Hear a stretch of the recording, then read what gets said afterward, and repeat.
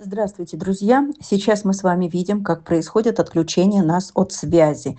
То от одной площадки Ютуба, где мы вещали о нас, о спасенных, то от другой системы. Это WhatsApp, где мы могли общаться и не на политические темы, а о собаках, как их защитить, и спасали. Всего лишь. Но теперь у нас и эту возможность отбирают, чтобы мы все потерялись, чтобы ослабить ряды сопереживающих, помогающих и подвести нас под неизбежность усыпления. Мы с вами все это видим, и экстремистами не являемся, люди с добрым сердцем. Мы все понимаем, да? В добровольно-принудительном порядке вынуждают переходить на МАКС, а мы знаем, что это такое. Это так же, как было с прививками. Заставляли, угрожали, увольняли, если не привьешься. Итак, мы о своем. У нас прилетел французик от болеющей женщины. Губущая, губущая. Какая красивая.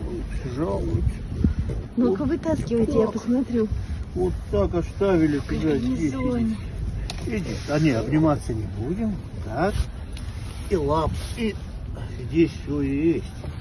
И тапочки с собой взяли. Не-не-не. Вот он какой золотой. Ой, золотой. Шанелька называется она. Ой, как хорошо лапочки сложила. Молодчинка, молодчинка. Молодчинка. Ой-ти какой. Ой-ти тебя поносит. Подлогаю.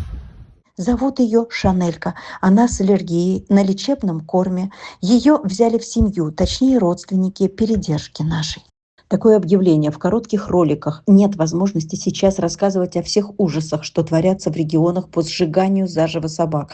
И если удается кого единично вырвать из этих крематориев, то негде порой разместить. Вот пример. Фунтик. Чудом спасенный из ада. Чудом не сожгли. Маленький, кудрявый, смышленый, 13 килограмм, знает команды. Служит, привезли. Вылечили от кашля, а теперь некуда его посадить совсем. Его в тепло надо, в квартиру или в дом. Пожалуйста, в Москве возьмите, передержать, обеспечим всем необходимым и кормом, естественно, тоже. Или сразу в семью, в ручки.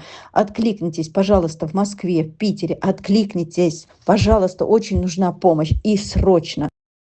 Друзья, ролики стараемся делать в сжатом кратком формате. Пожалуйста, возьмите этого внимание. Следующий вопрос и задача. В Якутске остаются нами на спасенные с весны, с лета, с осени, на цепях, в будках несколько собак. Если оставить их там, то снова в ППЖ. Или вывозить. Вы их можете забывать. У вас большое поле просмотров в интернете. Но я-то забыть и бросить не могу. Если просили, и я подписалась, взяла, то как куратор я обязана их забрать. И они ждали самолета. Редкий пассажир теперь есть. Порой ждешь по 2-3 месяца.